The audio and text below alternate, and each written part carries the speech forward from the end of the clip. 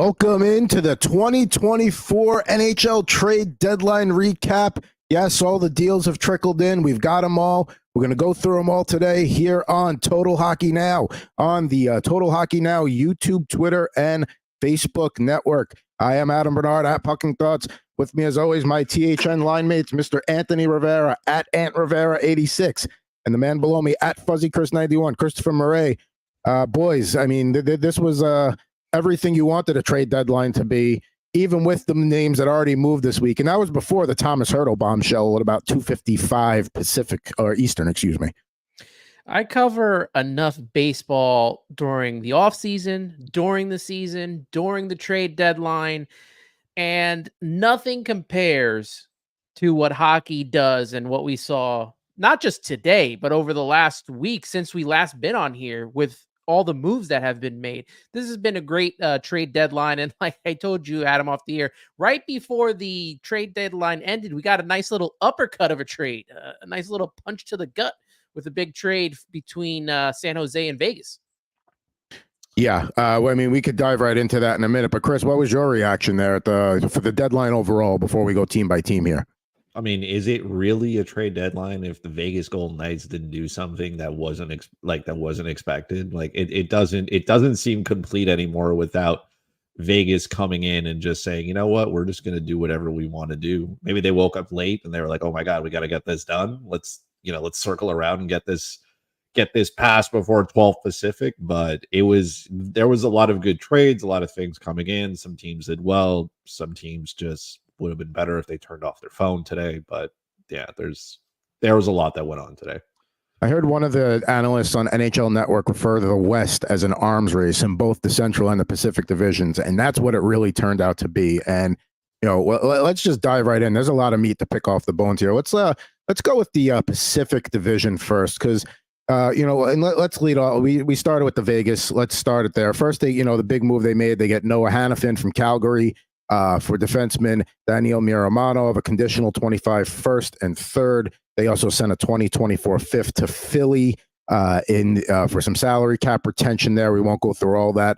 Also, they get Anthony Mantha from Washington for a 2024 second, 2026 fourth round picks. Washington retains 50% of the salary. And then the Thomas Hertl trade here. It looks like they get Hertl 2025 and 2027 third round picks from the Sharks in exchange for 2025 first round pick. And forward David Edstrom, who was the Golden Knights' first-round pick, 32nd overall, but still a first-round pick in last year's draft. And the Sharks retained 17% of the salary. So, again, going to focus more on the teams contending today. So Vegas, have they, and we can talk about what Edmonton did, and we talk about, what Vancouver, they made their big move. There was a rumor they were going to move Elias Lindholm. That never happened. But Vegas, are they the clear-cut top team in the Pacific now? It sure does feel like that, right? I mean, I know that they've been struggling over the last couple of weeks and have not been one of those top teams right now. But you get probably one of the top, maybe the top defender that was on the trade market in Hanifin. And now you get Hertl. And Vegas is looking to do what Tampa did, and that's just repeat as Stanley Cup champions. And they're going to have a big opportunity to do that. With the moves that they made, including getting Anthony Mantha. So I think that they are definitely up there with one of the teams to, kind of make it out of the Western Conference, and we'll see what happens. Anything can happen in the playoffs, but the Vegas Golden Knights definitely put themselves in a great position. Yeah, I mean, there's a lot of things to unpack here with Vegas. But first of all, I don't think they believe that the salary cap is a real thing. I think they believe that it is a myth and that it doesn't exist in the city where money just goes in and out and everything. Also, I don't ever want to hear a general manager tell me that it's too hard to make a trade, because Vegas every year just says, doesn't matter, I'll do it. And can we point out as well, Vegas just trades their first round picks and just ships them out as if there's nothing. We see teams like Arizona's collecting second round picks over the next 3 years. Vegas is just getting rid of their first round picks. And every time they do, they go out and they get players that can impact their team. They have been competitive since they came into this league. They have a Stanley Cup behind their belt. Meanwhile, we have teams that have won one playoff round in 20 years. it's wild what Vegas is able to do and how they're willing to go out and just do it. Every year they're doing something. Their team is competitive. They got a star-studded lineup of players now. And whether you want to believe that they're circumventing the cap or not is neither here nor there. They are using the resources that are in front of them. I feel like I need a master's degree in mathematics to understand how all these players get under the cap during the regular season. But well done to the good folks over in Vegas's front office. I can't believe that Vegas got the best player in that deal. And they also convinced Mike Greer that he should send them not one, but 2 third-round picks later on. He's like, hey, I will take this player and his salary. We'll figure out how he's going to fit into this cap. But I'm also going to need you to send me picks. I'll ask you to retain some money for the next 17%. 17%, right? Very specific for the next 6 years. But I also need picks, please. I mean, what is there 6 years left on that trade at that value? I mean, and yeah, but I still like the return for Greer there. And if you're Vegas, I mean, yeah, they were in a unique position when they came out in that expansion draft and teams didn't know how to handle it. So they were just like sending them picks and prospects. Oh, please don't take this guy. We'll give you this guy and blah, blah, blah. So they kind of had a little bit of a head start. And I know like Vegas fans don't like to hear it, but that's the truth. And now, and because they were contenders year one, they haven't had to rebuild. They haven't had to build a team. They kind of had a team already. So they're just constantly like, well, we're one of the top teams in the West. Let's go for it. One of the top teams in the West. Let's go for it. No reason to not do it this year. Now you look at your top 2 centers, and it's Jack Eichel. And once Thomas Hertl is healthy, which he should be, they said he will be back by the playoffs. Eichel, Hertl's your 1-2. William Karlsson moves down to your third-line center. It's interesting that they've lost their last 4 games in a row. They're 2-7. They're sitting in that 8th spot pretty, comfortably right now, I would assume, because, I don't think Calgary has it in them to, up jump them or whatever. But, that's a very dangerous 8th or 7th or 8th seed right there when you look at Vegas and how they have played all season. And we're not even talking about the fact that there has to be some point in time during the playoffs where Mark Stone makes a return. I mean, can we picture it already that Mark Stone's going to be coming back? Yeah, at some point, that's how it works for him.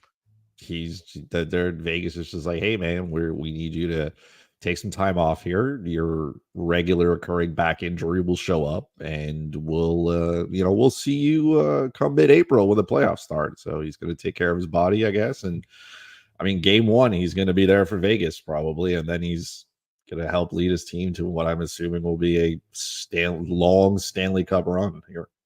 And we'll talk about how we think the divisions and the conferences will shake out at another time. But I mean, you look at that wild card picture in the West and the Pacific.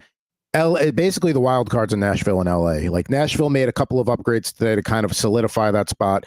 LA just kind of by default, because I don't see anybody else besides maybe Seattle making a push for that last spot against LA. And we know Vegas, while they may sit at that second wild card spot now, they are going to vault up in the standings. Whether they can catch Vancouver or not is a different story. So that's what the Golden Knights did there. Speaking of Vancouver, they're the current division leaders at 89 points and leading the West. They made their big move with getting Elias Lindholm a few weeks ago. There was some talk that they were going to try and flip him to Boston, perhaps, but that never came to fruition. Didn't really do anything else there. Are you satisfied with the Vancouver roster, considering what Vegas did? And we'll get into what Edmonton did in a second here. Yes, I would say that they are perfectly some teams don't have to do very much. Vancouver already got off to a start. Like they addressed whatever they needed to address before the deadline. I don't think there was much here that they needed to accomplish. All these other moves for those teams in the Pacific Division were responses to how good Vancouver has already been. So it's not like Vancouver had to do something to catch up here. This was everybody else having to catch them in a sense. And that's why the moves, in Vegas happened. That's why we saw moves, happen in Edmonton. Everybody's trying to catch up to what Vancouver is. And yes, they could have, added more depth because you can never have enough. But I feel like the team that they have on paper, once Elias Lindholm kind of figures out that he needs to be good at hockey again, once he figures out how that stretch goes, I think, Vancouver is going to be perfectly fine here. Yeah, Vancouver got off to the start that they needed this season and have played well all throughout, which left them wiggle room to not have to really make any crazy moves or any big moves. Like Chris said, it was the rest of the teams that had to, make their trades to somewhat, I guess, be combatant against Vancouver when it comes into the playoffs. And I'm pretty sure it won't be an easy run for Vancouver to, what they want in the Stanley Cup finals. But a lot of teams have made some good moves here. But Vancouver, they're going to keep rolling the way they have been throughout the season. And, maybe the Lindholm move works out for them in the end. Yeah, you got to think he's going to get going at some point here. And yes, like it's a response to Vancouver. And to me, it sends, if I'm on the Canucks roster, it is a confidence boost. Like, yes, they went out and made that big move, but it's like, hey, this team believes in us. Our front office believes in us enough that they didn't have to go out and join the arms race like the 5 other top teams in the West did. We made our big move, and now we're ready to go. And we have enough of a cushion.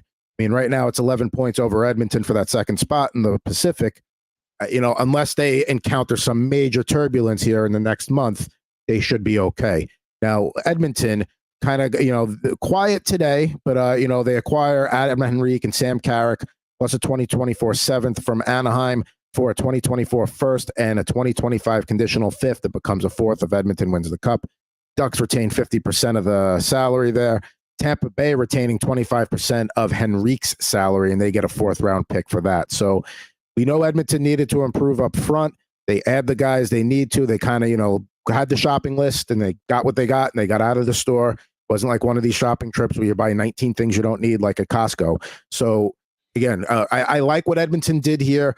I mean, before Vegas, dropped that hurdle bombshell, or at the, right before the deadline hit, I was still thinking, even with the Hanifin edition, I still like what Edmonton did, but and maybe could even keep them in that second spot ahead of Vegas. I don't know now, but I mean, last night we'll see how it adjusts. It didn't look great in Columbus. They battled back a little bit, but I like the moves Edmonton made here. Well, them adding Adam Henrique, and then now he'll most likely go in a line with Draisaitl and Kane, which will be a nice, second line for them. It's so crazy how we started this on BHN, and the fact that the Oilers looked like they were pretty much going to be sellers. What was it, by the end of November, early December, and they went on that run, that huge winning streak that they went on, that totally changed the look of that division. And now they're sitting in second behind the Canucks. And, a lot of other teams had to fall and fail, like the Kings and, the Golden Knights to a certain extent. But yeah, man, the Oilers are looking to make a run here. I don't know if I 100% buy into them yet because I think there are other better teams in the Western Conference. But they had to do what they had to do, and bringing in Adam Henrique. I've seen Adam Henrique in New Jersey, and he's a very good player. So they got a good move there. They did what they could do and what they needed to do. I think Adam Henrique will play his role. You can slot him into the top 6, and I think mainly this was Edmonton trying to make sure that they could separate McDavid and Draisaitl at least temporarily until they need both players to just take over again. It slots Ryan Nugent-Hopkins back on the wing. I think he's done fine there. So it kind of settles that in its top 6. It also settles a little bit the bottom 6. Sam Carrick can come in, play his role. You also get, you can move Warren Fogle down, Corey Perry down. Those are not guys who are in top 6 roles, and they should not be. Edmonton didn't really go out and address any of their defensive issues, so that's kind of I guess, and they are ride or die with Stuart Skinner. So it's up to Skinner to figure it out, be the goalie that he is expected to be, and then it's up to the Edmonton defense to do what they need to do at that point. It's not Edmonton doing much, but I guess a little bit is better than something. We'll talk about like we said, the Calgary got a huge amount of picks here at the deadline. Same thing, San Jose did a good job there. But before we move on from the Pacific, 2 other quick notes. Frank Vetrano, a guy we all thought was going to be moved, goes nowhere. And Anaheim didn't have to move him because he's got a year left on his trade. So maybe they felt like they weren't getting what they thought was fair return for them, or maybe other teams thought that their asking price was way too high. Whatever the case may be, he could be moved at the draft, free agency, next year's deadline. I don't mind them not moving him. We'll see what happens next year. The other thing in the Pacific, the LA Kings did absolutely nothing today, although there is, it's been said that they almost had a deal for Linus Ullmark with Boston. And for whatever reason, that deal didn't get across the finish line. That doesn't mean can't be revisited again in, the offseason. I don't mind the King, if the Kings make that move for Ullmark, does it really make them competitive with the Vegases and at Edmonton's the way they've been playing lately? I don't know, but I mean, Ullmark's a pretty good goalie. I think LA's looking to address the crease next year. I don't mind them not doing anything the way the West turned into a complete arms race. Yeah, they tried. I mean, they really tried to make that blockbuster deal to get Ullmark in net, and it just didn't happen. And there's really not much you could do about it. They still are in a playoff spot. And I still think they'll make the playoffs even without Ullmark. Calgary is the one that's surprising to me because they did all of this selling except for their goalie. And I thought definitely in what was supposed to be a somewhat of a goalie market, teams looking for goalies, not much happened. I would say this: if you look at the top teams out there, the only team you can make an argument that really wanted to make an upgrade and increase. Now, the Devils clearly, it didn't happen for them at Markstrom. They kicked the tires. They decided to sell like they should have. Colorado with Georgiev is probably the one team that you could say of those top teams that would really want to maybe make an improvement. Colorado used their capital elsewhere, like they should have. And, maybe the price was just too high on Markstrom, and that doesn't mean he can't be dealt again at the draft, off season, whatever the case may be. So, and one other team, Seattle, they get a second and a fourth back for Alex Wenberg. We'll talk about that trade when we talk about the Rangers later on. And speaking of the Avalanche here, let's talk a little Avalanche. They needed to make some moves. We know that to be better in the West. We know Dallas and Winnipeg are right there neck and neck with them. This is, the top three here. I mean, just talk about, Dallas kind of got left in the dust after they made the first big move getting Tanev. Let's start Colorado here. They had Casey Middlestat from Buffalo and an old-fashioned hockey trade for defenseman Bowen Byram, dealing from a position of strength there with the blue line, getting in need at center. Then, they go and get Sean Walker, who is, probably the second best defenseman out there from Philly, for Ryan Johansson and a conditional 2025 first, which is top 10 protected. Cannot imagine the Avalanche will be in the top 10 in the draft next year. They also get Brandon Duhaime from Minnesota for a 2026 third. And then they get Yakov Trenin and a defenseman from Nashville for a 2025 third, and defenseman Jeremy Hansel. So Colorado had to fill a few needs, and they certainly did. They got tougher. They got another center down the middle, and they get another blue liner to keep that blue line as one of the best in the league. Yeah, that Central Division, it's absolutely wild that one of those three teams is going to get bounced in the first round, because I feel like each one of them just tried to outdo each other at the deadline. Dallas goes out, they get Tanev, immediately makes their defense better, and then Colorado says, okay, well, like you said, we could deal from a position of strength, moving Bowen Byram for Casey Middleton, who's having, yes, it's a down year, but he was leading the Sabres in points at that time. So you add a second line centerman that they desperately needed, because Ryan Johansson was just not doing it for them. So they go out, they get their second line center. Everybody else kind of as well at that point can just fall into place. You got all your pieces, and not whatever happens with Gabriel Landeskog does, whether he can come back and play, who knows? But now, your third line is set, and Colorado needs some depth, because that top line can fly. They can do whatever they want when they're on the ice, but you need the supporting staff. So they go out, they get, John Walker's going to be fine. He's going to solidify the defense. He doesn't have to come in and play a massive role. He just got to, do what he does best, and that's fine. Colorado will most likely run 4 defensemen, for large majority of the game. And you want Makar and Taves out there when Colorado's top line is there anyways, and they play a bunch. And so, yes, like you said, Alexander Georgiev just has to figure it out. He just has to be better. I was told he was an all-star, and yet, I mean, I don't think he's doing very good. However, I will say this: Colorado has won a Stanley Cup with Darcy Kemper, so maybe they're like, hey, we can do this again. It's been tested and proven. Let's run it back.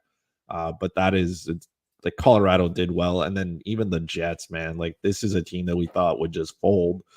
And here they are, being one of the better teams in the league. They're one of the better teams in goals against average because they have one of the best goalies, and then they go out and they get Tyler Toffoli, and they're like, hey, why don't we add another weapon to the fold here? So this Central Division, I am excited to see how it plays out.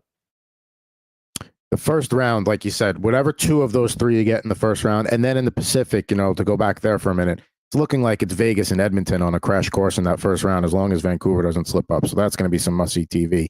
When you look at the Avalanche lineup, it's like one of the criticisms of them that we had said on previous episodes back when we were BHN is they have the depth to really compete. It's going to be tough in the first two rounds in that division. Now you look at that roster and it's like, oh yeah, they got the depth. They're in good shape. And I really like the trade from both sides between Buffalo and Colorado. I thought that was a fair, even trade between both teams. Middlestat fits right in there in the top four in points. There's a big discrepancy between the top three in Colorado, and then after that, it goes from 70 to 40. Like big difference in points. And then you threw a Middlestat right in the middle of that. Yeah. Yeah. So I like this trade for both teams. It's a rarity that you could like, both sides of the deal. I like this one, and I think it's going to work out for both. I really do. I'm pretty sure we'll get into Buffalo in a little bit, but their defense coming into next year is going to look very stacked. And we forget that, so Noah Hanifin was the prize, defenseman at the deadline, and that Vegas blue line, that is, again, he was already one of the top ones, and now you're just throwing that guy in there.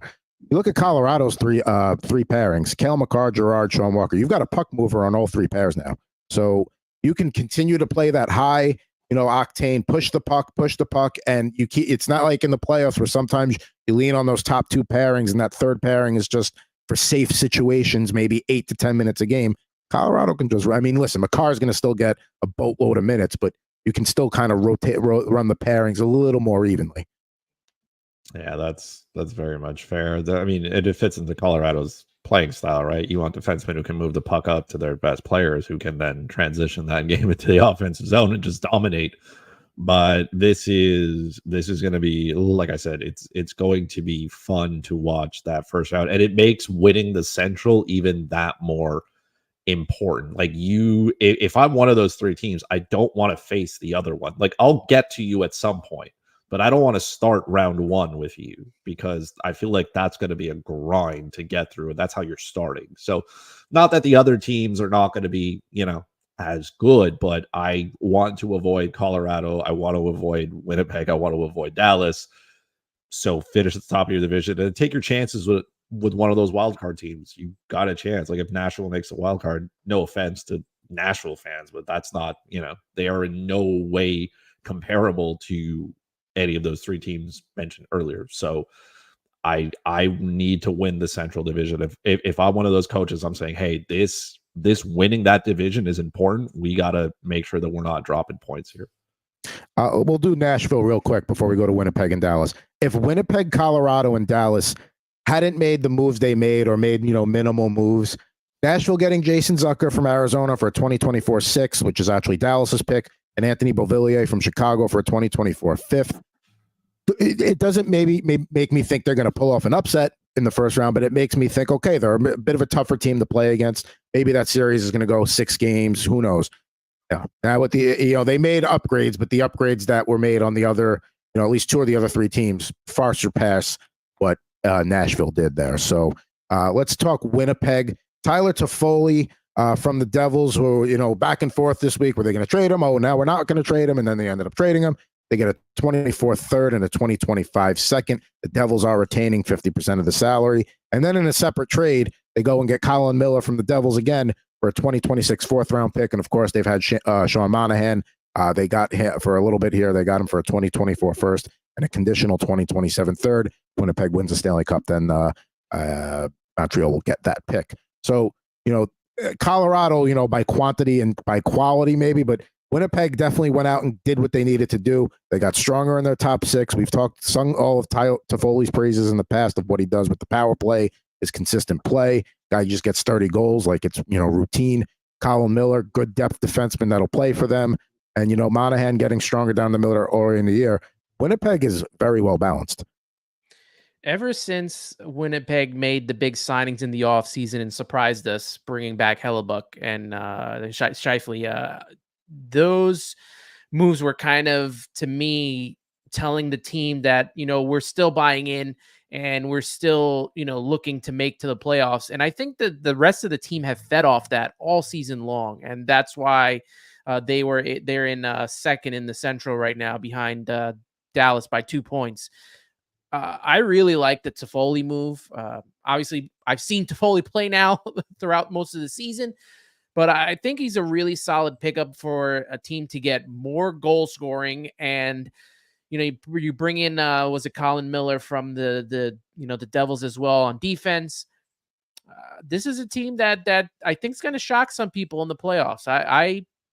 If there is a team that I'm looking for to shock some people, I would go Winnipeg for sure. I think it's Winnipeg. I think they're in line for a run this season. So with this move for Toffoli, I like it. I really do. Yeah, they really went out there and addressed their needs that they needed. This was a team that last year in the playoffs played a total of, I think, 4 good periods before getting eliminated. And this is now a team that looks really dead. Like, they're already good defensively. They have a world-class goalie. And now you go out and you add Tyler Toffoli, who just bolsters your top 6 even more. And everybody else, again, can kind of fit in. This is a really deep offensive group. Their defense is already good. Again, you bring in the depth, all the key check boxes of general managers on, deadline day that you want to do. They had a chance to go out and get additional scoring. That can never hurt. Like you said, Toffoli can do lots of great things on the power play. I got to see him play here as well. Great guy. Does all the right things that you need him to do. So Winnipeg is kind of just settling themselves in here for a long run. And as long as they can go out, as long as everybody stays healthy, everybody plays their role, everybody does what they need to do, to compete, all those fun words, the Winnipeg Jets should be just fine, which is wild considering where they started, right? With all the Pierre-Luc Dubois noise, and if they were going to be sellers, and if this was going to be a long rebuild to one of the teams at the top of the Central. It is amazing. They signed those dual deals with Scheifele and Hellebuck, and then all of a sudden it's just like boom, like they just a switch flipped and away they took off. Sorry for the pun, but that's what the Jets did there. Sorry about that. Maybe I'm not sorry. You know what? They probably, the writing was on the wall, right? We were talking about it all summer. Where's Hellebuck going to be traded to?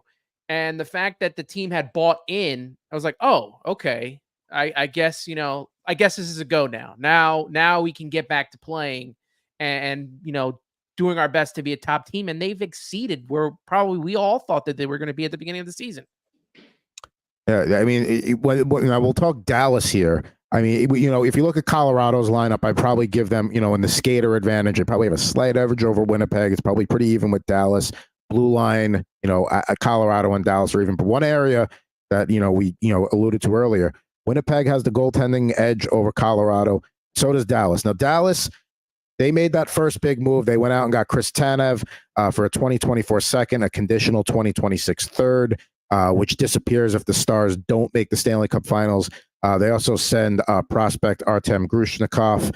The Flames retain 50% of the salary. Also, the Devils getting a 4th-round pick in 2026 for some salary retention there. So, I love this trend of like just getting his pick just like for taking like a quarter of a guy's salary and doing nothing and getting a mid-round pick. I love that aspect of this deadline. That has become much more popular in the past couple of years. But do you think Dallas felt confident enough that like, okay, they made their blue line one of the best in the league and they already had a really strong one. They didn't really need to do much up front. They've already got a good mix up there. Are you happy with the way Dallas is to compete with Colorado and Winnipeg after the way the day went? They are like, Dallas was a good team. I don't think they needed to go out and do much more. Adding Chris Tanev only makes you that much better. I think for Dallas, it's about the guys up front doing what they need to do, right? The contributions that they're getting from, their elite players, and then the Jamie Benns, the Tyler Sagans of the world, the Joe Pavelski's kind of completing all of that. To me, the real key here is what Jake Ottinger is going to do. It has not been a great season for him. So this team rides or dies with whatever Jake Ottinger can do, because you need a goalie. Like, if you're going up against Colorado, you need a goalie more than ever, because you got to have some type of stability there to try and at least push back whatever Colorado's top line is going to do. They're going to score goals, but try to limit as many as you can. And then you got to go up against Connor Hellebuck, and you got to be just as good, if not better, to get by him. So I don't think Dallas had to go out and do very much. They did what they needed to do. They added a guy who could block shots. It's wonderful. It's great. Now you got to execute. Like, do your job. See the Devils. I see one more trade came in here. We'll talk about the Devils too, because we'll wait till we get to the Devils, because what are they doing? But yeah, you look at the Central, and before we move on for the Central, and we are going division by division here. We thank everybody that's watching Total Hockey Now on the THN, YouTube, Twitter, and Facebook pages. If you want to know what we talked about in the Pacific Division, you could just scroll back, because that's who we led with. We're gonna wrap up the Central Division here, but like I said, we'll talk about the returns for the Minnesotas, Chicagos, and Arizonas of the world. But Pavel Buchnevich was a name that was, bandied about as potentially being moved. He's still got another year left on his deal. St. Louis, one of the two teams that did literally, they didn't do nothing today, but nothing of significance here for the Blues. I wasn't surprised to see Buchnevich not moved. Again, maybe a similar situation like Vetrano, where either they were asking too much, or they weren't getting what they wanted for him. Either way, two wingers there with a year left, stay put. So, and I don't mind what the Blues did, because they were kind of like an in-between team. They weren't going to add. They didn't have a ton to sell. So, they are what they are. Now, let's head to the Eastern Conference. We're going to talk Metropolitan Division here. I was going to lead with the Hurricanes and Jake Gensel here. But, I just got a word here from our buddy Anthony that the Sharks, Capo Kakinen goaltender, in exchange, it was sent from the Sharks to the Devils in exchange for Vitek Vanacek and the 2025 7th-round draft pick. This coming after the Devils, we talked about, they sent out Tyler Toffoli and Colin Miller, but they acquired Jake Allen from Montreal for a 2024 conditional third. It can become a second, depending upon the amount of games that Jake Allen played. So they have problems with Akira Schmid, Nico Dawes, Vitek Vanacek, and they send one of those guys out, and now it's Jake Allen, Capo Kakinen, Nico Dawes, and Akira Schmid. Scratch my head here. All I know is this better not stop them from getting an actual goaltender in the offseason. That needs to be addressed. You said it all on Twitter the other day, Chris. They need a goaltender. It needs to be addressed. They do need one. First of all, shout out to the Sharks for just collecting former New Jersey Devil goalies. I mean, this team is looking for the bottom of the barrel, and they are getting real close. Like, it's going to be, I don't know how the NHL at one point is going to put San Jose and Chicago on prime time just to see if anybody will watch it. And I will, because I'm a degenerate, but they play Saturday, March 23rd, and I'm actually planning on going to the game so I could see Connor Bedard in his rookie season. So put me in the degenerate class. That is fair. I like, maybe most people will want to go see Connor Bedard. I can't imagine paying money to watch the San Jose Sharks right now with this team, but let's move on from that before I just fall off my chair. I have no idea what the New Jersey Devils are doing, and I don't think they know. First of all, this confirms as well, anytime a general manager says we're not trading you, I immediately, when the minute Fitzgerald said no, we're not trading Tyler Toffoli, I was like, he's 100% getting moved, because if there is no bigger liar in the NHL than an NHL general manager saying they will not do something, that just, to me, is just fact. But like, even if you can't, like, they needed a goalie, and the match here for Jacob Markstrom was there. I can't imagine how this falls apart when you desperately need a goalie. Like, if you think you can make it, like, if you're the Devils and you're convinced that you can make the playoffs or be good, then you're trying to add a significant piece to make your team better. And because on one side they're selling Toffoli, and then on the other side, like, you're buying Jake Allen and Capo Kakinen. Like, what are we doing, New Jersey? Like, what? Like, help me understand what we are trying to do. Because right now, like, I'm just lost. I have no idea what this team is trying to achieve. Like, are you trying to be good, or are you trying to be bad? Like, if you're a seller, be a seller. But if you're a buyer, you can't tell me that Jake Allen is going to solve all your issues, because he won't, right? Like, just a heads up, Anthony. He's not going to solve anything. But like what? Like, what are we like? What is Kaapo Kakko to do? Like, even if those are your two guys, let's say because you want to let Schmidt and Dawes, I don't know, figure it out. Simmer in the AHL, let's say. Yeah. Sure. Like, you're telling me your goaltending today, you said, hey, I went out and acquired Jake Allen and Kaapo Kakko, and I feel confident. You can't be that delusional. Like, the Kool-Aid is too strong, man. It doesn't make sense. You sold a part of your offense. You didn't really get anything back that was meaningful. And then you went out to get what I would consider below average goaltending. I can make sense of this from the San Jose perspective because Vanacek and Mackenzie Blackwood each have a year left on their deals. They have to trot somebody out there. May as well throw these two mediocre goaltenders while we're not trying to be well, but they're good enough between the two of them to have a goaltending tandem for 82 games. So for San Jose's perspective, that makes a lot of sense. Their goaltending situation is settled for next year. No expectations, but at least that's one thing that Mike Grier doesn't have to think about. No, Kaapo Kakkonen was arguably the third best available goaltender behind Jake Allen, behind what we thought was Markstrom. And now the Devils went out and got two guys that were probably going to be more likely to be like, oh, a contending team wants a little bit of a better backup. Okay, that's what those two guys are. And the Devils got both of them. It makes perfect sense to me.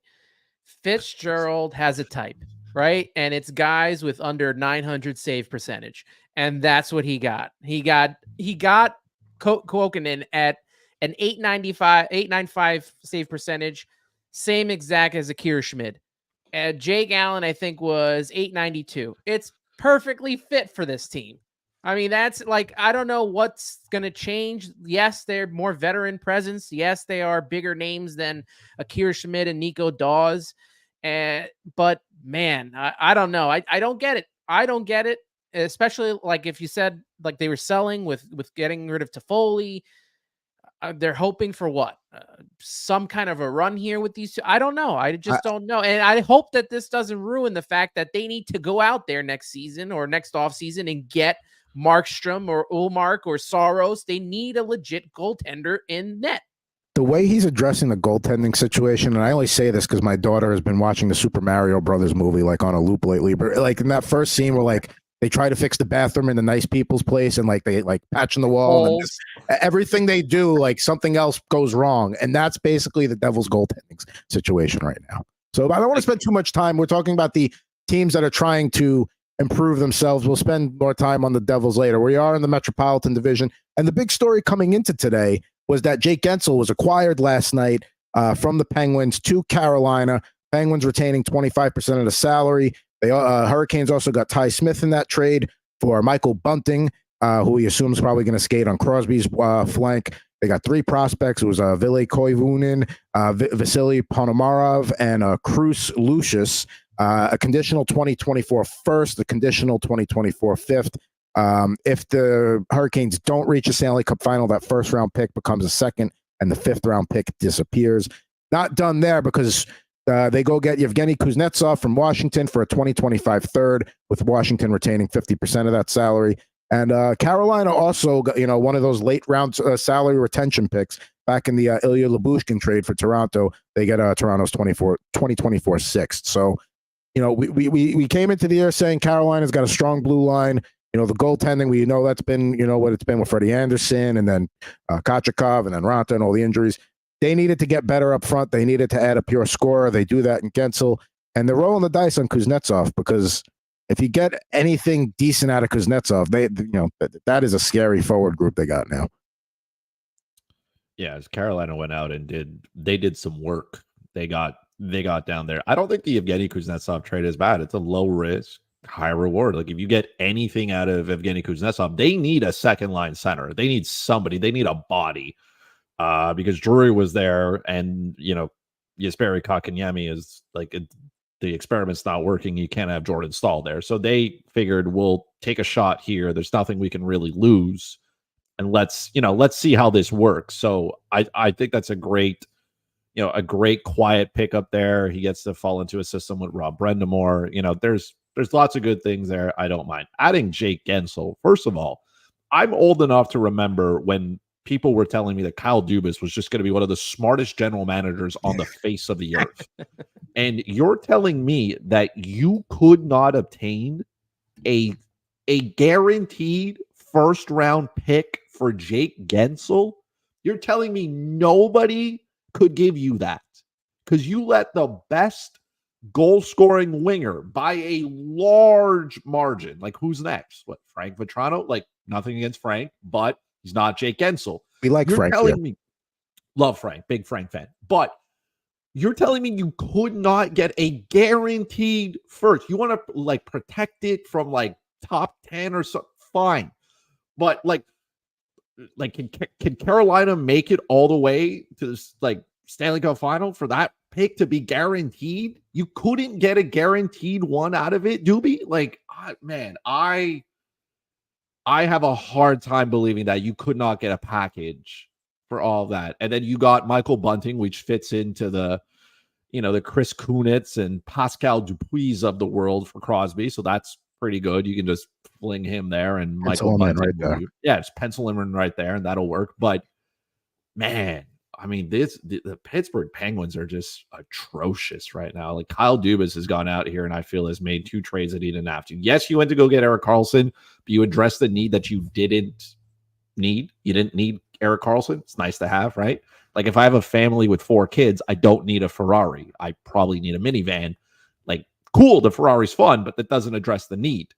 And then you basically gave Jake Gensel away so you can get Michael Bunting and a non-guaranteed first-round pick. Like, let's just hypothetically, like, I don't know, Carolina just poops everywhere and they get eliminated in the first round. Then what? But think about the street cred when your kids get dropped off in a Ferrari versus a minivan. Like, you automatically walk in just a little bit cooler than everybody else that day. So, can you even fit car seats in a Ferrari? Like, I mean, you can probably I don't have a Ferrari, so I don't know. But if somebody has a Ferrari, maybe if you move the passenger seat all the way up, I don't know. Do they even have a backseat Ferraris? I've never shopped for one. I don't know. I don't either. Somebody has to tell us if we can put car seats in a Ferrari. But this was great on the Carolina Hurricanes. They did something. Freddie Anderson coming back. We know he's good when he's healthy. So let's figure it out. That would have been a good place for Jake Allen, not Jersey for some reason. Hey, and Gensel, nothing wrong with New Jersey. New Jersey needs a real goalie. They still don't have one. And Gensel's on the IR, but he should, unlike Hurdle, where it's like he'll be back by the playoffs kind of thing. Gensel should be back. They're saying maybe next week sometime. So, again, like you said, with Kuznetsov, second line center there. That addresses a huge need. And yeah, they didn't have to pay a bunch, which also leads me to the point of, okay, if that's what it costs to get Jake Gensel, then what were other teams not willing to part with to get him? But that remains to be seen. Now, the team, we talk about the Metropolitan Division. It's a clear 1-2 and then a little bit of a gap from the rest. The other team being the Rangers. Rangers kind of, they didn't make any like big splashy moves, but again, they had the shopping list. They went to the store, they got what they had to get. They went to self-checkout and they got out. They didn't go up and down the aisles. They get Alex Wenberg from Seattle for a 2024 second and 2025 fourth, which was actually Dallas's pick. Kraken retained 50% of Wenberg's salary, addressing the center need they had once Filipinos announced he was done for the year. Earlier today, they get defenseman Chad Ruhwedel from Pittsburgh for a 2027 fourth. Good depth defenseman addition there. Gotta love that. And then, also good, from what I hear on NHL Network from the guys that used to play, good locker room guy as well. Can never have too many of those in the playoffs. Talked to Vegas last year. And then they go and get Jack Roslovic from Columbus. The terms I looked at last time was a conditional 2024 fourth round, becomes a third if the Rangers reach the Stanley Cup Finals. So the Rangers had a need on the right side once Blake Wheeler got hurt. Mika and Kreider definitely need somebody on that right side, and that's going to be Roslovic. So the Rangers, maybe they didn't make that big, sexy move, but they made the moves they needed to make, and I think they are right there with Carolina. And that, if those two meet in the second round, that's going to be some must-see TV. I feel like the Wenberg deal has been talked about ever since last week. Like it was just going to happen, just a matter of when it was going to happen. Does what Carolina has done with their team and bringing in Gensel, did that concern you at all heading into today because of the move that they made? I mean, the Rangers needed to make a move for a right winger. We knew that. They have a hole there. They needed to get somebody. And yes, a guy like Gensel, you plug him in on that line and great. But I think Carolina needed to add more punch than the Rangers did, where the Rangers just needed to add somebody that can play on that right side with Mika and Kreider consistently. Kakko hasn't figured it out yet. I'm glad they didn't give him, because he was rumored to be in some trades. Apparently, Anaheim wanted him included in a Vetrano deal or something like that. Let's see what he does next year, because I don't want to give up on a guy like that too quickly. Nonetheless, I feel like Carolina had to address a scoring need where the Rangers just had to fill that right wing hole with somebody that can play in that top six and consistently be there and complement that line. And I think that's what Roslovic is. He's a talented guy. Yeah, I mean, look, Roslovic can, he can play center, he can play the wing. I think that's important. Having Wenberg come over as well to, someone's got to take Filipino's spot. So I think they have a couple of options there. I think in their top six as well, same thing. Blake Wheeler's hurt. So if you decide you want Roslovic to play the wing, you can go ahead and do so. I mean, maybe if Kakko could get a little bit better, maybe the Rangers would be happy. That would be helpful. Yeah. I mean, Lafreniere is doing, his part ish. So now it's time for Kakko to join. But I agree that the Rangers did have to go out and do a whole bunch of things. Like you said, they checked off the grocery list. They did the little things that they needed to do, the depths. And then it's just, hey, get the job done, go in there and do what you have to do. There's nothing more you can ask a team to do than do what they're expected to be do. And Wenberg kills penalties, which is big for him. You can't have too many guys that could do that in the playoffs. You could even throw Roslovic down there. If you had an injury, he can slide in as a forward on a penalty kill. So the Rangers getting better in the areas they need to. And, we'll see whether Ruedel, becomes an everyday player, he's their seventh defenseman, we'll see. But nonetheless, the Rangers do what they got to do there. So those are the two real contenders there in the Metropolitan. Philly is kind of like in that in-between area because they sit in that third spot. They're probably going to make the playoffs. I mean, unless it collapses, because they've been there all year. They've kind of just occupied that third spot in the Metro and haven't really relinquished it. So they send Sean Walker to Colorado. They get back and they 2026 fifth-round pick. They get Ryan Johansson and a conditional 2025 first, top 10 protected. But like you said, not really too concerned about that. They get Dennis Gurianov from Nashville for Wade Allison. And then they get Derek Johnson from Buffalo for a 2024 fourth-round pick. So, there is no confusion in Philly that if they make a few big moves, they can make a run this year. I don't think anybody's expecting that. But they did make moves that'll help them, be competitive in the playoffs and maybe put a scare into Carolina or the Rangers or whoever they see in the first round. So wasn't expecting a lot from them, but I think they, we saw Scott Lawton might be a name that was moved out. I didn't think that for a second, because why would you move a guy like that out unless you got too good of an offer that you couldn't say no to? If you're going to need a guy like that in the playoffs. So, good moves there by Danny Briere and Keith Jones, kind of making some tinkerings, but not going crazy. Well, Philly showing that they mean business and they're ready to be in the playoffs this year after an atrocious season last year. They played well up into the trade deadline, and now the front office is rewarding that by making these moves and hopefully solidifying one of those final spots in the playoffs. Yeah, they are doing all that to get swept in 4 in the first round. So, kudos to them for at least, trying. It's good on them. They've done stuff. They got a first round pick. Hey, they got a first round pick. There's a condition, but no matter what, it is a first round pick for taking Ryan Johansson and his money. And again, for some reason, Pittsburgh could not get a first round pick for Jake Gensel. So that's the difference between some general managers today. They also did extend Nick Seeler, who was a guy that was a blue liner that was rumored to be moved, but you moved Sean Walker out, so now you got that. You don't have to maybe do. Now you can keep Seeler. You had to move one of those guys, and they, Colorado reaped the benefits there. Again, we're going to talk about the returns on another episode. Talk about New Jersey. Washington did a very good job today, and Columbus got some picks back. Let's talk about the Islanders for a minute. Literally nothing today. Lou Lamoriello said he didn't feel like there was a move to be made, and whatever was there was a lateral move. I'm not going to fault the Islanders here because, again, you look at what, the Rangers and the Hurricanes did. We'll talk about the top teams in the Atlantic for, okay, if you're going to go make moves and try and improve the team for what? To go be first round fodder? He says he believes that these guys can, make the playoffs as constructed. You do have Ilya Sorokin, who, when he's on his game, is a complete X factor. I'm not expecting much more from the Islanders besides maybe a third round or wild card spot if they can snag one away from a Detroit or a Tampa, and they're not going to get beyond the first round. So I don't mind them not doing anything. Their trade deadline move was bringing in Patrick Waugh. That's pretty much it. And I always say this, but like, man, Teflon Lou, he just, I don't know. I feel like he just gets away I know that this team, it may not make it far in the playoffs and maybe one and done and out, but I don't know, just to do absolutely nothing. Lou gets away with this all the time, I feel like.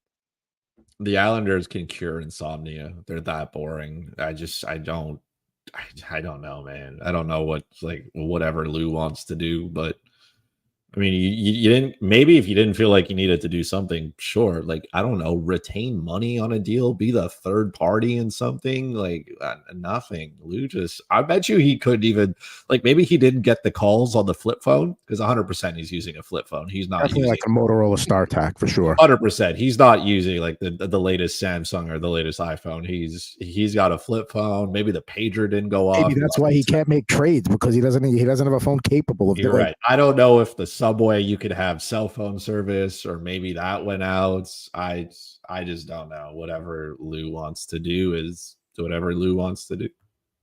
So cool for him. Good for the Islanders for existing.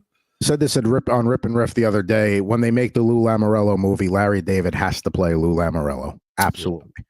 So that's fair.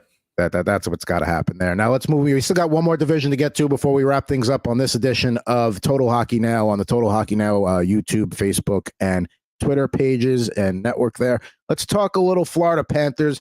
Everybody's, darling in the East, favorite in the East as deserved. They've probably been the most consistent team in the conference this year.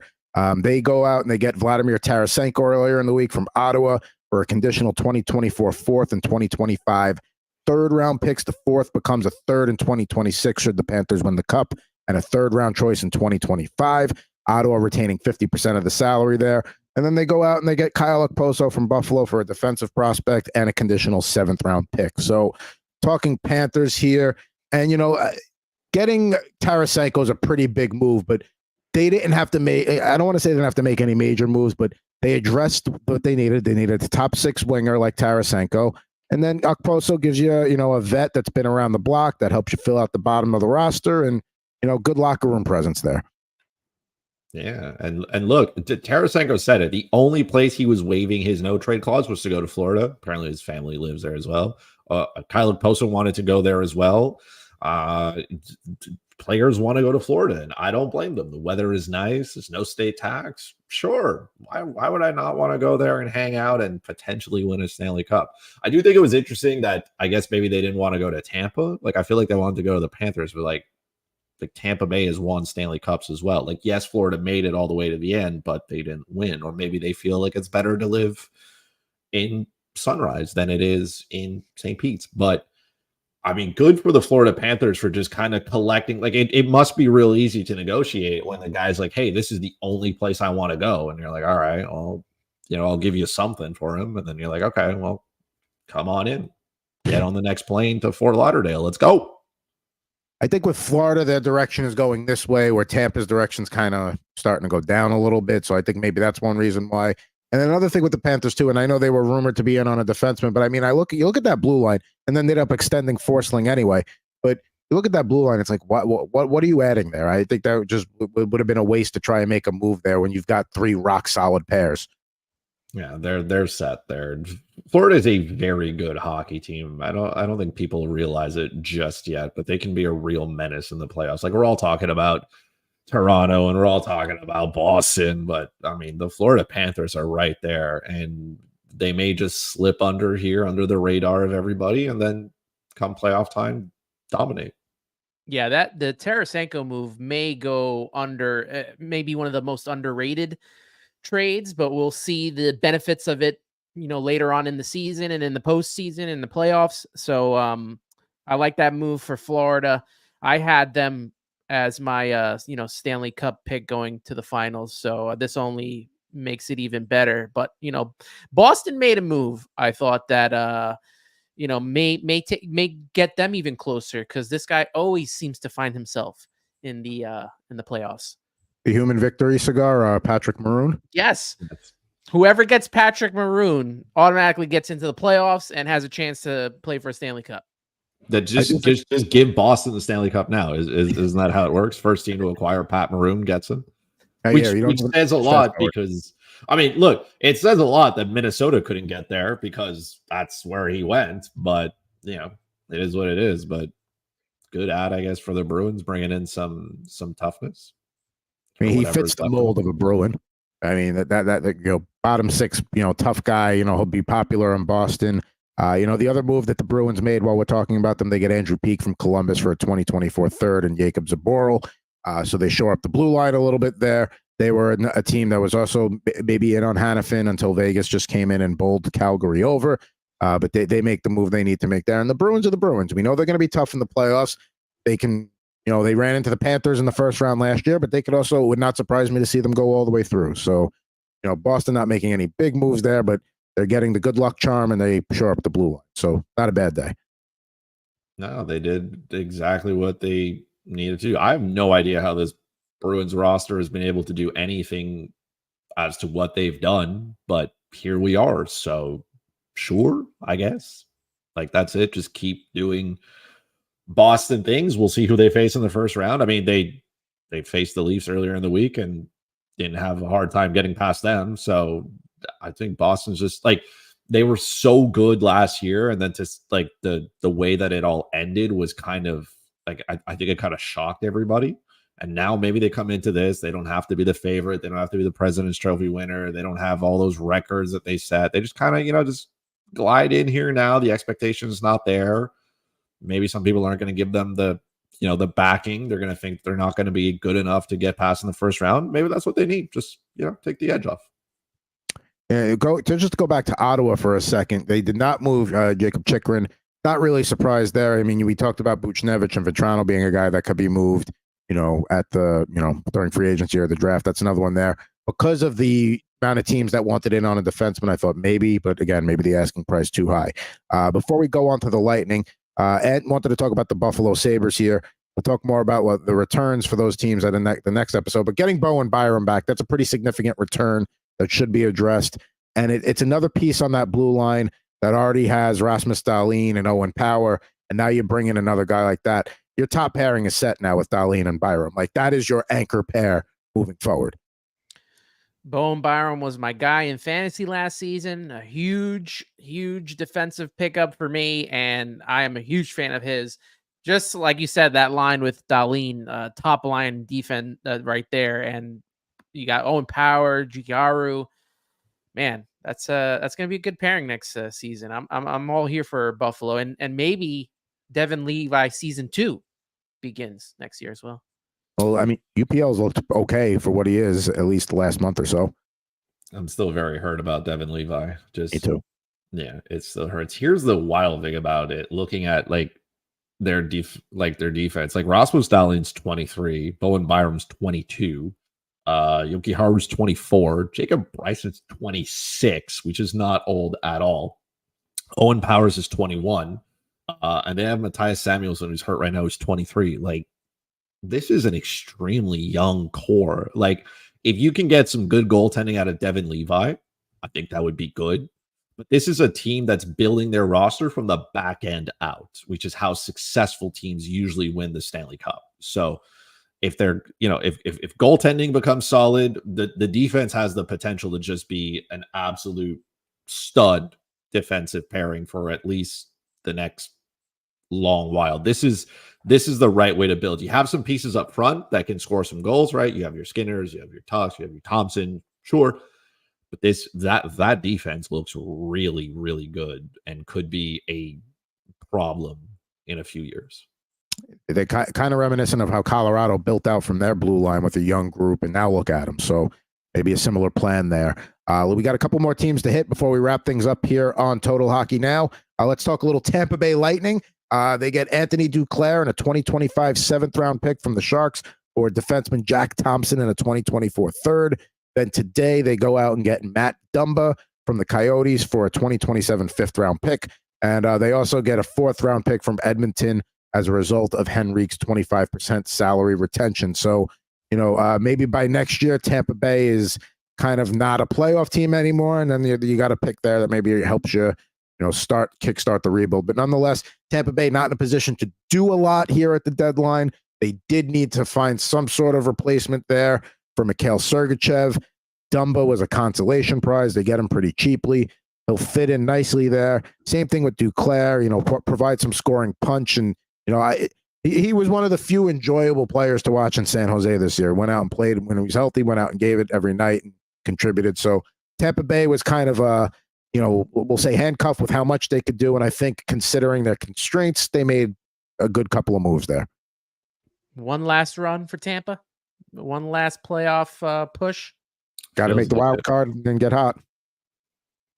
I mean, this is the last. I mean, we don't know what's going to happen with Steven Stamkos and his contract, right? They got a lot of UFAs, a couple of them on the blue line as well. Dumba's a UFA. I mean, they know better than any team what it takes to get to the end. So, not doubting their leadership or their ability to get there, but now it's a question of doing so. And the pieces that they had are fine, right? They're depth pieces. I don't think they, Duclair or Dumba move the needle too much one way or another, but you have players who can contribute at least. So that's a win.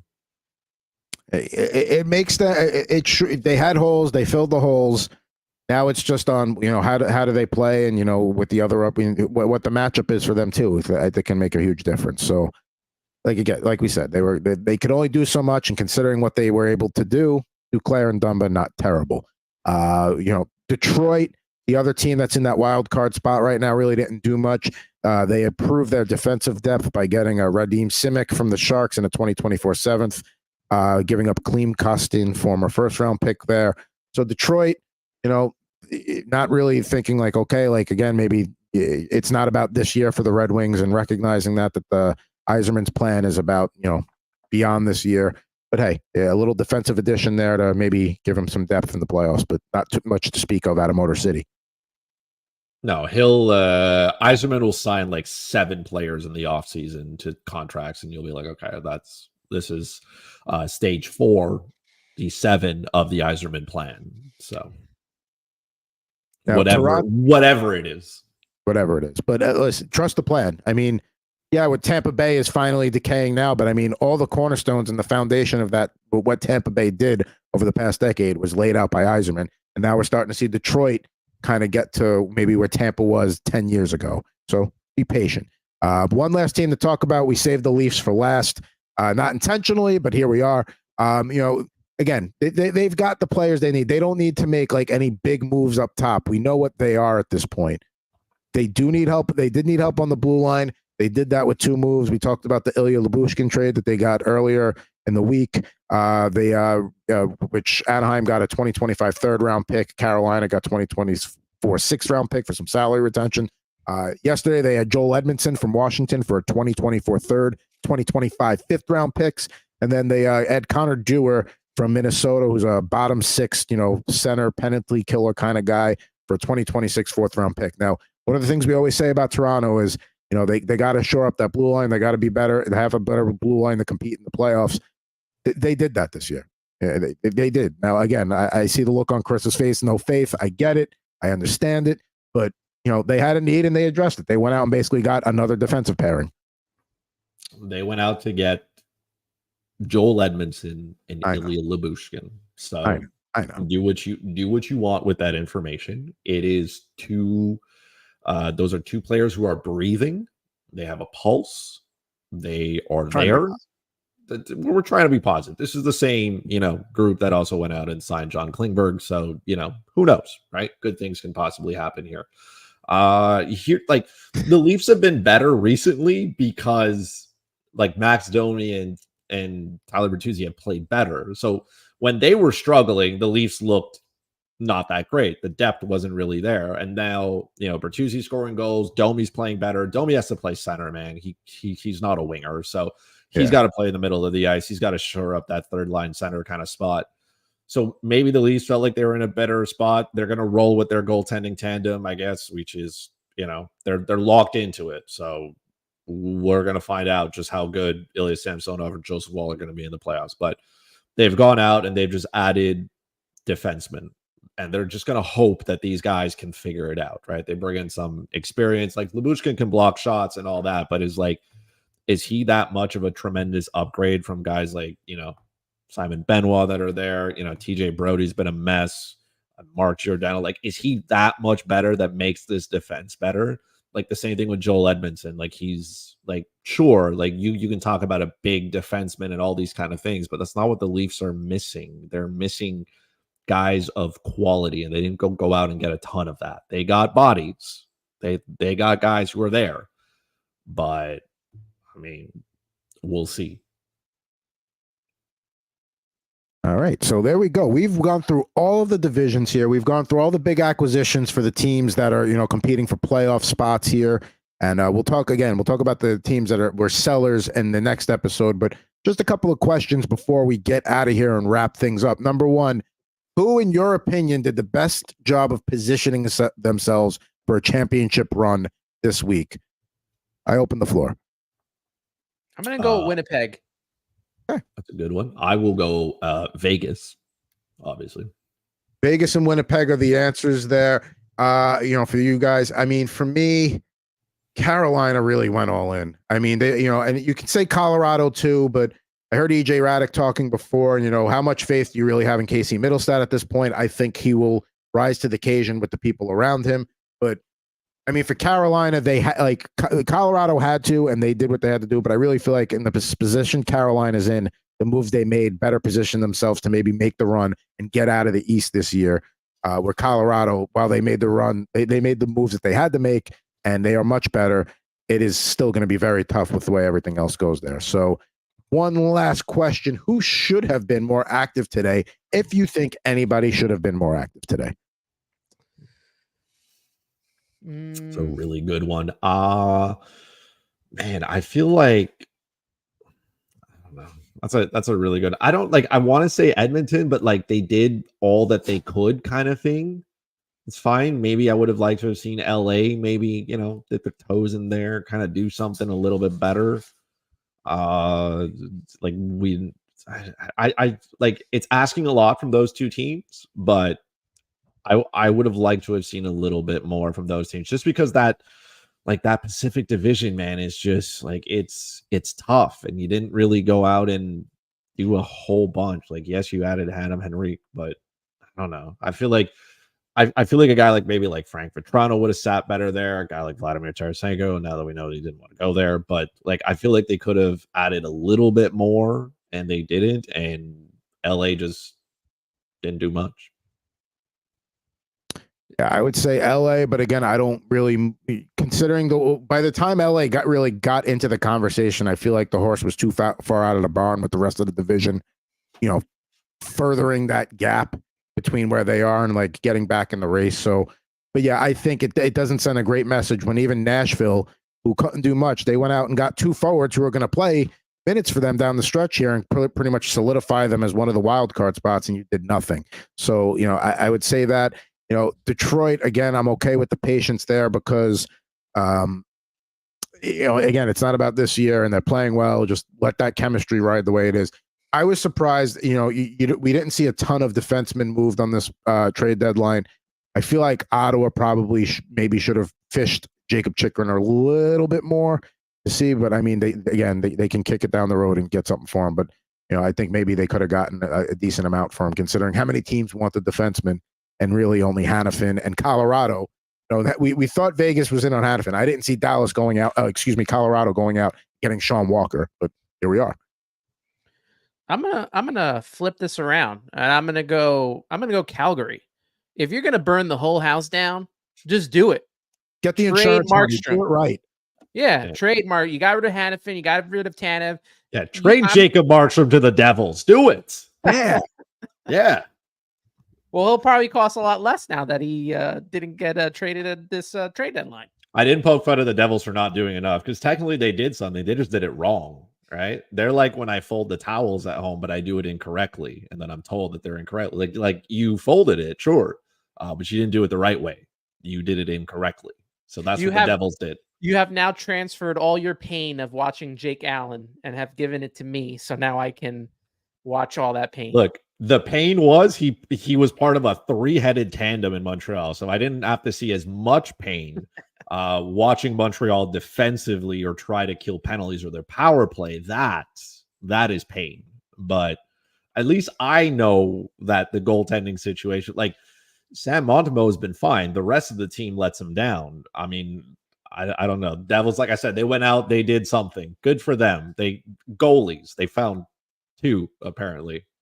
Jake Allen probably thought he was going to start here now that he got out of Montreal, and now Kuokkanen's here, and who knows, maybe they keep Nico Dawes up here or Kier Schmidt. So maybe he went from a 3-headed monster to a 4-headed monster. What a time to be alive, Jake. Pack your bags. I don't know how he's going to play 40 games in 2 years, but okay. All I'm going to say is what Devil fans wanted was they wanted them to address the goalie situation, and they did it with 2 moves. So they have addressed the goalie situation. Maybe next year we're all, we're looking back at what Tom Fitzgerald did today, and we're like, oh, okay, there was, something was there, but like, yeah, no. Devils fans asked for goaltending, and you know what? Fitzgerald went out and he got the store brand of goaltending. Like, you may have wanted the name brand of something, you may have wanted the premium chocolate, but he went out there and got, the Dollar General chocolate, and he's like, I don't understand. That's what you wanted. You wanted chocolate, but it's not. It's not the same. Yeah, you want the D-Tech guy to check out of here. We got him out of here. Like we're trying. There you go. He's confused. He wanted premium maple syrup, and all he got is whatever you guys serve at IHOP. That is not maple syrup. Get the post Fruity Pebbles, and instead you got the Molto meal, one that comes in the bag all the way at the end of the aisle. He wanted boneless wings, and instead he got chicken nuggets, and you're like, it's not the same. It is the same, and I'm not going to sit here and let you besmirch IHOP syrup because their butter pecan syrup is one of the best, compliments of anything for breakfast on the planet. So, hey, we've got our first wing talk of the season, Total Hockey Now season here. So we got to get them to rep us at some point. I don't know where it is, Buffalo Wild Wings, whoever it is, one of them has to come up here. Wingstop. That's my pick. There you go. Now, there you go. Now, we had a lot of fun with talking trade deadline today. We're going to be back with you next week. We're back to our usual flow here on Total Hockey Now. With our, this week we did the trade deadline early in the week. We did the recap today. As you can see on that ticker on the bottom, help us out. Give us a like. Give us a follow. Twitter at Total Hockey Now. Facebook at Total Hockey Now. YouTube at Total Hockey Now. You see our respective Twitter handles in the bottom there of our screens. Pucking Thoughts, Ant Rivera, and Fuzzy Chris 96. But hey, and quick shout out real quick. Quick shout out to all the people on Twitter watching this live. 85 views right now. Let's go.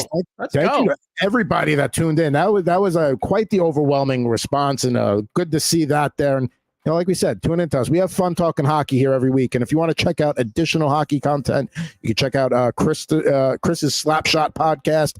If you're a Mets fan or a baseball fan in general, Subway to Shea at Subway to Shea, Anthony's podcast. And you can catch me and Mr. Jared Moore. I'm curious to hear what he's got to hear about the Devils' moves at Rip and Riff. But for at Ant Rivera 86 and for at Fuzzy Chris 91, I'm at Pucking Thoughts. Until our next shift here on Total Hockey Now, we'll be with you soon.